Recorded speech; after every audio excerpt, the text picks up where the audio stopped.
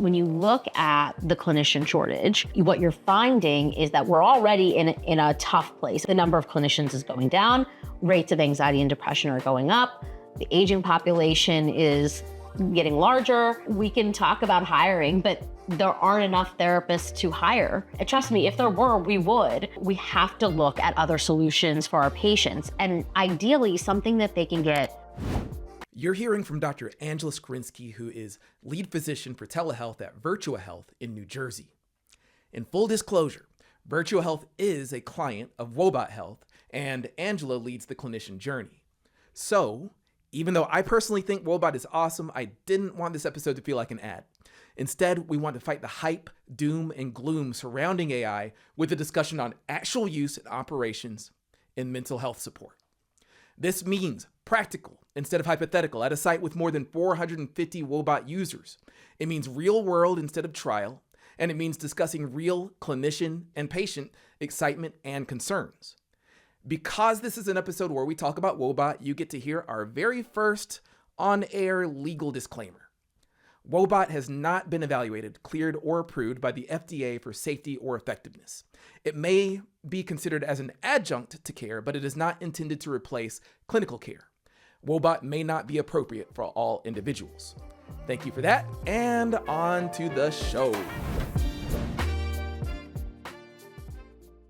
So here we have Dr. Angela Skrynzski, who is Virtua Health's lead for telehealth and innovation. Quick introduction from you, or hello to our audience. Hi, everybody. I'm so excited to be talking to you today.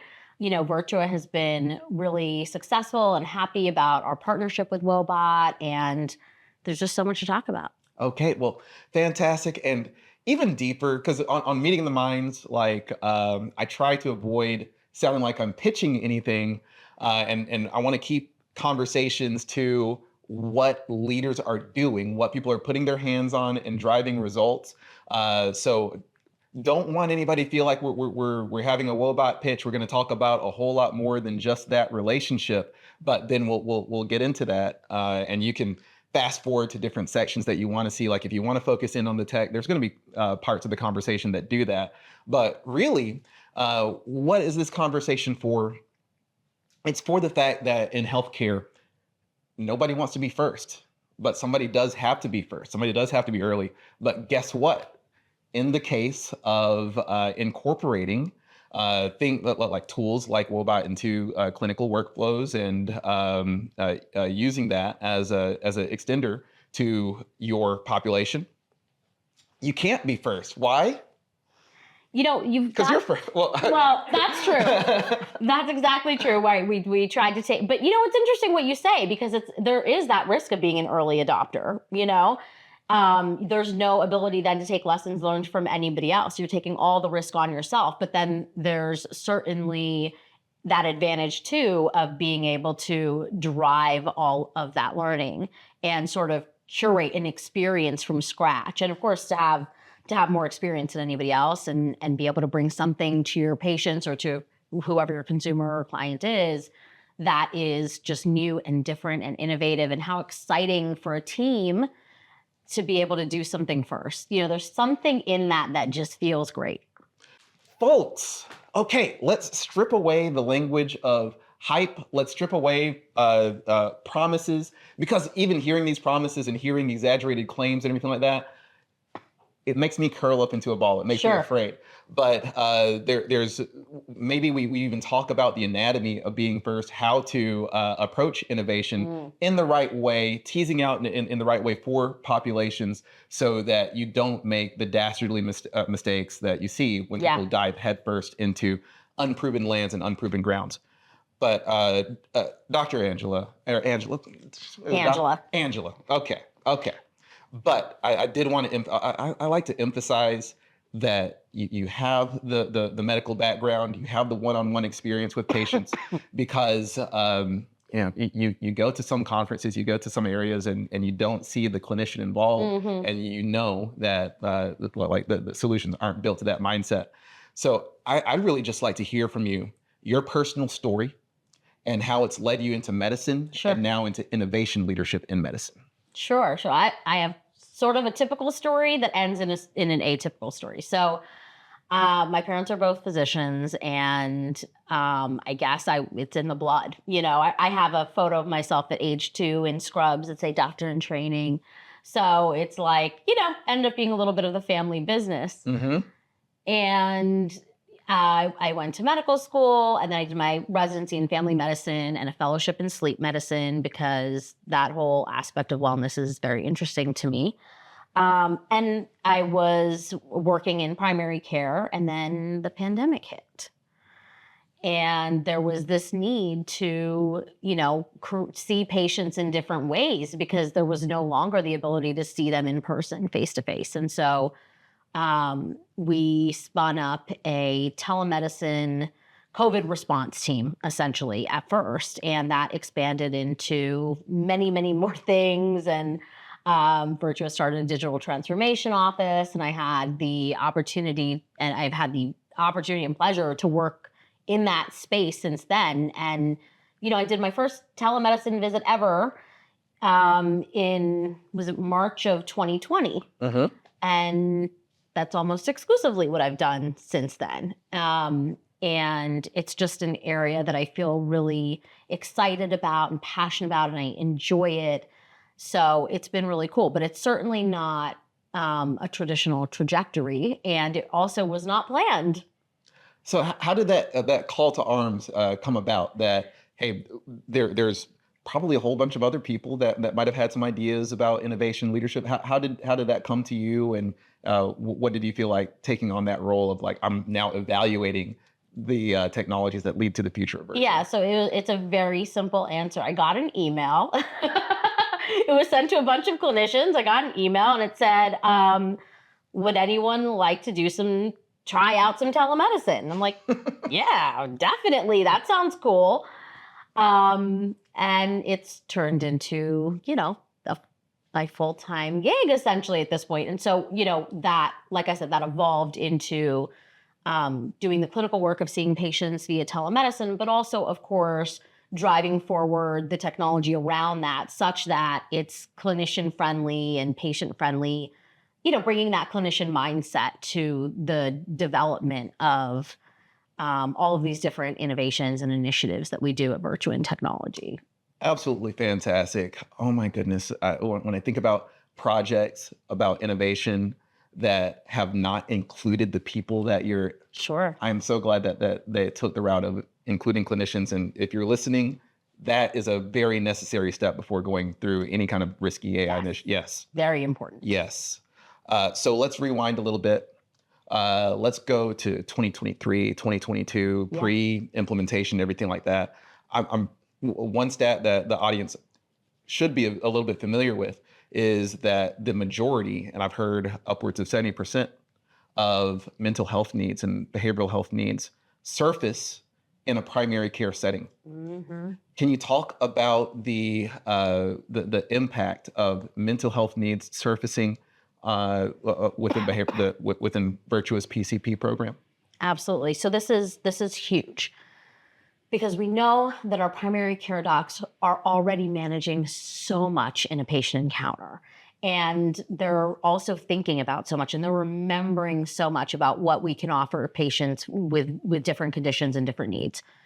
And so mental health is one of those things that it takes a little bit more time. Uh-huh. And many, many of our encounters are around mental health, and patients just need so badly. And the reason that it comes up in a primary care visit is because presumably that's the person that you have a close connection with, and maybe you feel comfortable talking about something that can often feel a little bit vulnerable and still unfortunately stigmatized, Yes. right? And so this hopefully feels like a safe space for them. And we do so much mental health in primary care, which is so interesting. And it takes up a lot of time. It takes up a lot of energy. And so, and you have to follow it very closely. Let's kind of quantify that a little bit. So average PCP visit is how long? So an established visit, and it depends where you work, of course, and everything else, but typically 15, 20, 30 minutes. And when we're talking about 30 on the high side, right? On the high side. And Yeah. then on average, like addressing mental health needs within that visit, what's the amount of time that usually takes? It depends, Yeah. right? But you could use that entire time easily. But a lot of times you're also addressing their hypertension and their diabetes and their hyperlipidemia and whatever, they broke their toe and whatever else is coming up in that visit. And you've got to make sure that you give adequate time and attention to everything. And it's hard.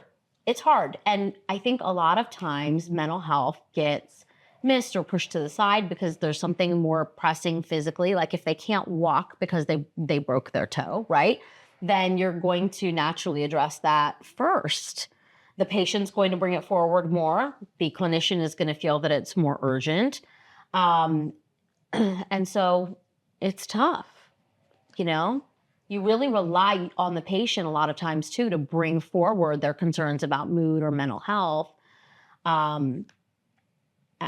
Luckily now we've come to a place, and we're still working through this, right? This is new, where we're starting to screen patients for depression and anxiety, and we're really keeping mental health top of mind. And certainly there's an art to this too, where more experienced clinicians can sort of pull some of this in the first few minutes of a conversation and, sort of detect it, that maybe there's something there that they can improve upon. But it's still one of these things that's missed a lot.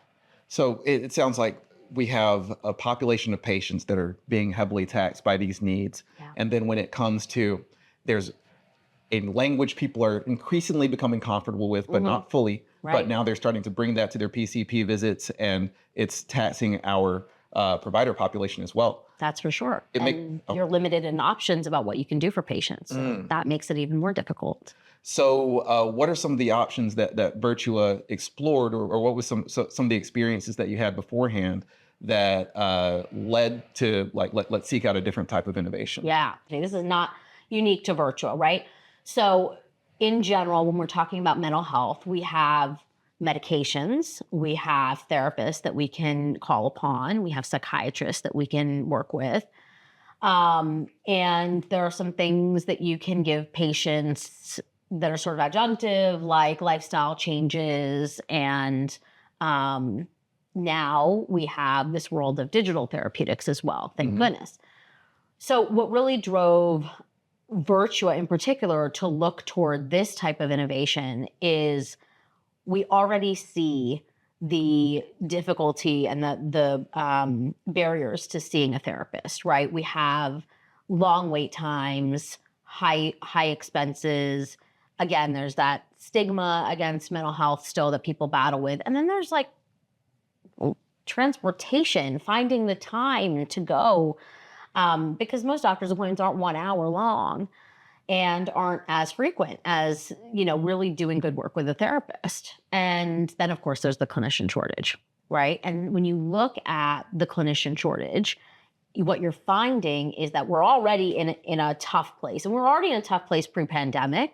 And the pandemic ballooned this up. That gap is ever widening. And we're looking toward that gap widening even more and more in the coming years, where the number of clinicians is going down, rates of anxiety and depression are going up, the aging population is getting larger. And so there's going to be a lot more healthcare need and a lot less access. We already have this problem. It's only going to get worse. And so, we can talk about hiring, but there aren't enough therapists to hire. Trust me, if there were, we would. And so we have to look at other solutions for our patients, and ideally something that they can get and use soon, that doesn't have all the other barriers associated with it. And so that's why we started to look at more creative solutions, right? And this can take many different forms, but one of the things that we at Virtua think is really important is involving some digital therapeutics. Something that the patient can access 24/7, that's in their hands, and that's easy for them. And what's easier, really, than a phone app? That's already sort of part of our daily routine, is to engage with our phones. And instead of scrolling Insta, here's something more useful you can do. Yeah. I sometimes think about having a cell phone and the way that people approach the apps that they go towards. It's a draining device for our mental well-being. Absolutely. So many studies that back that up. It's not good for your mental health necessarily, but maybe we can use it for good. Yeah, I like the idea of fighting against that paradigm. Yeah. So, of the many different solutions out there and different types out there, what are some of the things that led you toward the Woebot way? Yeah. There are so many solutions out there, and you can go many different routes with this. But I think what was really important to us, first and foremost, always in anything that we do, is patient safety. And we love that Woebot has thought very deeply about this as well and kept it, at the forefront of mind in development. So, the fact that there is such an impressive team of mental health professionals behind Woebot, we like to tell the story that, when you hear Woebot, you're like, Woebot. Why'd they come up with that name? And it's like, oh, well, we did research and we found out that Woebot resonates with patients who are experiencing mood disorders much more than something like HappyBot. They can't connect with HappyBot because they're not feeling happy. It's like that level, that depth of trying to understand the way that your patients are going to connect with your product is the type of thing that we were looking for, because that's the type of thought that we try to put into the innovation that we bring to people, that it should be safe before it's effective, and it can't just be safe and effective. It also has to be implementable, adoptable, scalable too. And so Woebot hit all of that for us. And we really too felt like it's so hard to find an innovation that's going to be a win for your patients, for your clinicians, and for your staff. And so when you find that, you've got to move that forward. And we feel like that's what we had in Woebot. So those were the types of things that we were looking for when we were vetting different solutions. The way that you frame up the clinical leadership and having that in place as a criteria, and understanding that the differences, the way that someone would even approach and name a company is very different than people who aren't face-to-face with patients. It would be my natural inclination as someone who's not a clinician to try to label the company, this is a bot that makes you happy. Right. Yeah. HappyBot. Yeah. Yeah. So I'm going to talk about one of my reasons for choosing Woebot too, because I chose to work here starting in 2022. And a big reason for that was the difference of having been at more finance and sales-led companies in the past, and having the opportunity to, as a data scientist, work with clinical psychologists and knowing that those folks were at leadership. Because a lot of, I think a lot of the problem that people have with all the AI hype and hucksters out there is that people go out and they want to make claims about what the tech can do, but they don't have that relationship or like back and forth with people who can really test these ideas. And like if I'm working on some algorithm and I see something that I think is signal, well, I have folks like Dr. Trina Histon and Dr. Athena Robinson, our chief clinical officer, that I can go to and say, real or not real? Right. And they can tell me, hey, I like what you're doing. Focus on these areas. So the clinical back and forth is a major selling point for me too. I think it helps to put the patient first. Yes. Because otherwise you have to know the patient. At least we try to, right? In order to do that. So let's go a little bit deeper too, like knowing we know your reason for choosing. And it makes me wonder, okay, so we're talking about something that, we're talking about a new innovation. We're talking about something new to bring into primary care visits. How do we integrate something like this into a clinical workflow? We know our primary care physicians have the burdens and the time constraints that you're talking about. So how for the people out there that are wondering, because we're not even in the conversation on how do you replace therapists or anything like that. No. Yeah, it's how do we how do we make this a part of a workflow? It has to be easy. It has to be easy. Clinicians are doing so much already, I can't even tell you. It has to be something that is integrated with their typical workflow. It can't be something where they have to go to another screen or even learn a new process. So when we built Woebot, we put it into our EHR, our electronic health record, as a referral order. And our clinicians place referral orders every single day, multiple times a day. And when they think about, I have a service that I need to give to my patients, their most natural inclination is going to be to place a referral order. The referral order is named Woebot. It's as simple as that. And so, they type Woe, everything is pre-populated, they sign it, and that's it. We have not asked the clinicians to do anything beyond that. We are so lucky to have an incredible support team of telehealth coordinators who help drive a lot of our digital innovation and are very, they've been doing this for a long time. And they take on the back end work about getting the product into the patient's hands. All the clinician needs to do then is share the information with the patient and drop that order, which they're really accustomed to doing. I think what another piece of this is reminding, they have so much to remember. They're, working at a 14,000 colleague institution with just so many different health offerings for every organ system and specialty that you can think of is amazing and has many benefits for the community and for the clinicians and the staff who work in that health system.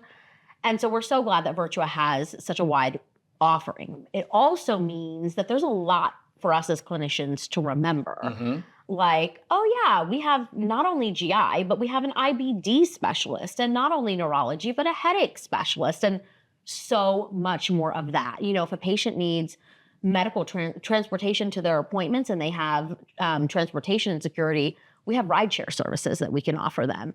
Food insecurity, we have services for that. Like, there's so much to think about in an encounter beyond treating the hypertension and the diabetes, which is what we went to medical school for. So the other piece of this too is keeping it top of mind, so that when a clinician is in an encounter with a patient and mental health comes up, boom, a little light bulb goes off and they're thinking about Woebot as part of their toolkit. And that takes some time, right? Because this is new. For many, many years, we've been doing medications and therapy and psychiatry, right? And now we're adding an additional tool to the box, but you have to remember that that tool is there. So when it comes to I imagine that you have a referral flow and process, and it's going to be top of mind for some people, not top of mind for everyone though. Mm-hmm. And I wonder, are there differences between, are there characteristics that you seek out for the people that are going to be eager and excited to, like, I want to talk about the people that are like the mavens, the high users, but also the people that are not. But let's start off with the characteristics of folks that are excited about this type of innovation. Yeah, so it's the people that you already know within your organization tend to be those folks who are early adopters of everything, right? They want to try all the new things first, and they get excited and tickled about being one of the early users. It's also going to be somebody who deals with mental health a lot and generally keeps mental health top of mind when they're talking to patients to begin with. And those folks who are maybe less eager to try and adopt right away are people who, you know that they tend to be more cautious in trying new things. And there's no right way. Both are great. And we need that diversity of thought. We need those folks who are going to say, let's go. And we need those people to say, hey, pump the brakes. Did we think about this? So that combination is what works, that having two types of people and everything in between. I strongly agree with that. And I'm saddened by a little bit of fear that people have of speaking up on concerns and fears that they have about new technologies and innovations, because we need to have a back and forth. Sure. We need to listen to people that we call detractors and understand how they can help us sharpen our approaches, right? So when it comes to that, do any examples come to mind where there were some fears, were some concerns, and your team was able, and I'm asking, sorry to dig deep, but I just feel like there's a lot of people out there watching that have had challenges implementing innovation. So just curious about it. Any minds you've been able to turn? Yeah, that's like an interesting question. I have to think about it. So I think the fear that comes up most commonly is because it's a mental health app, we're thinking about safety.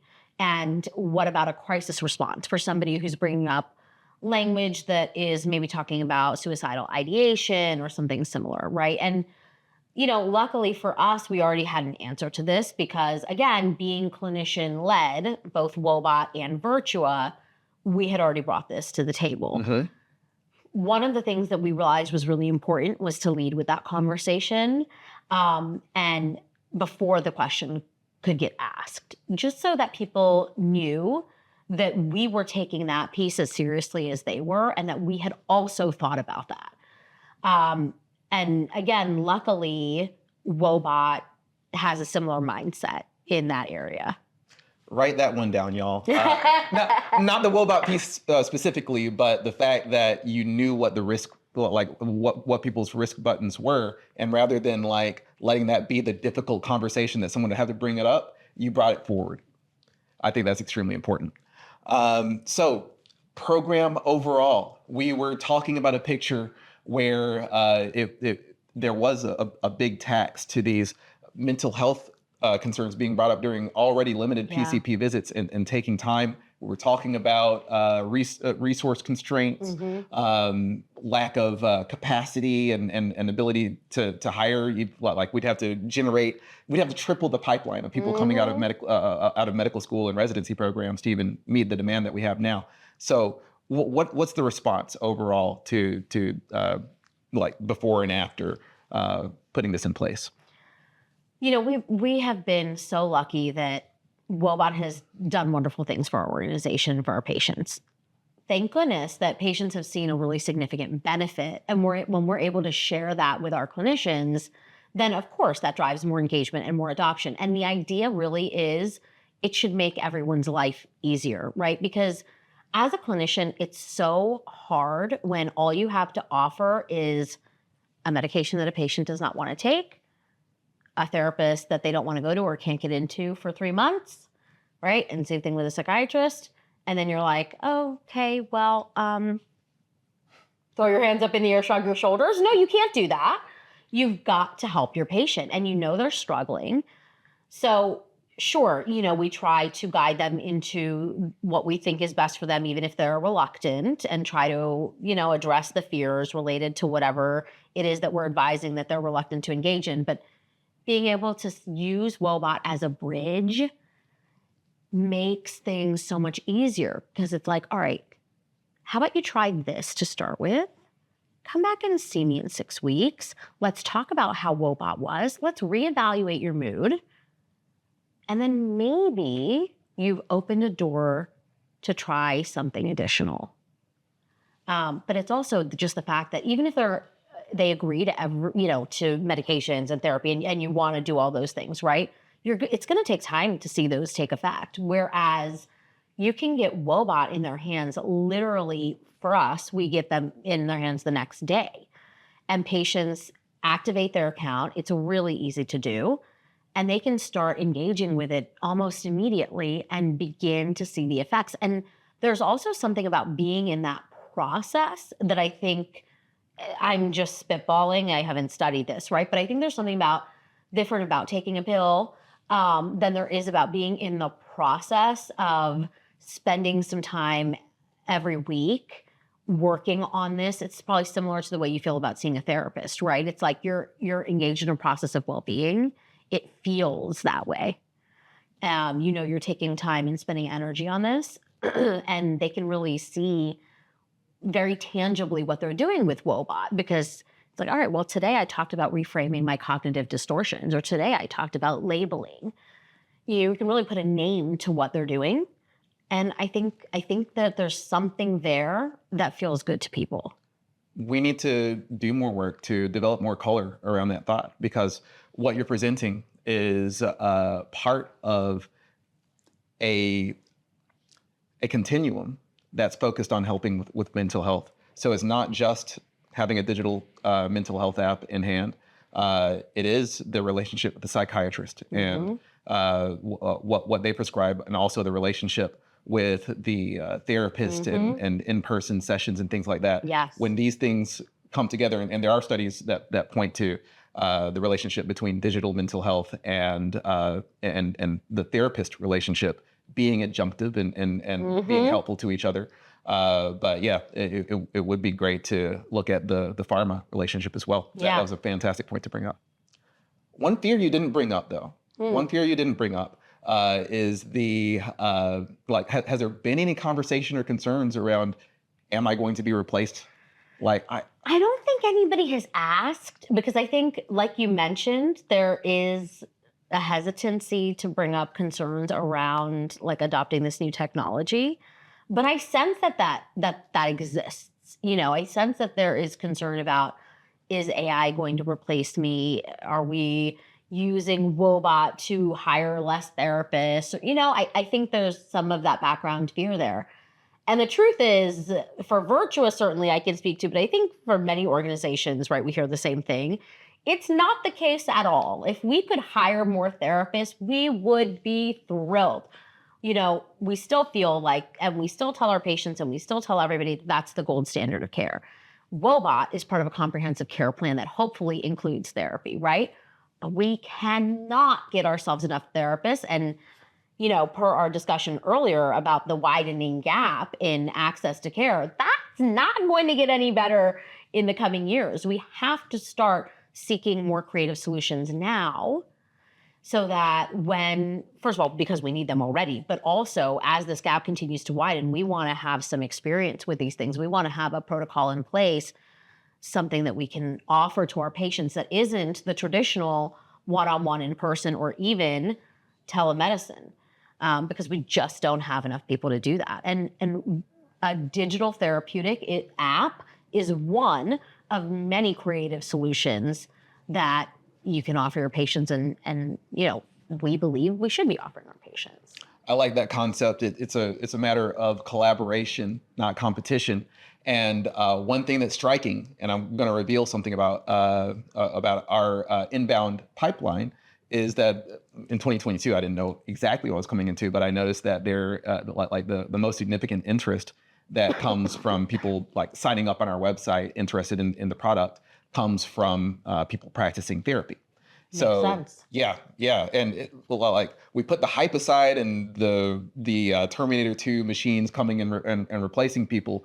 It feels like people want an extension to have conversations or have some help that's available outside of the 1 or 2 hours that are in a session during a week. Something between those intervals where people know that there's some sort of support and strengthens that relationship with the therapist. Right. The idea is that the work that the patient is doing with Woebot or whatever digital therapeutic should really support the work that the therapist is doing with them, and hopefully make it easier, because it's sort of like somebody is reinforcing what you've already talked to them about in the background without you needing to do a darn thing. Well, super awesome conversation.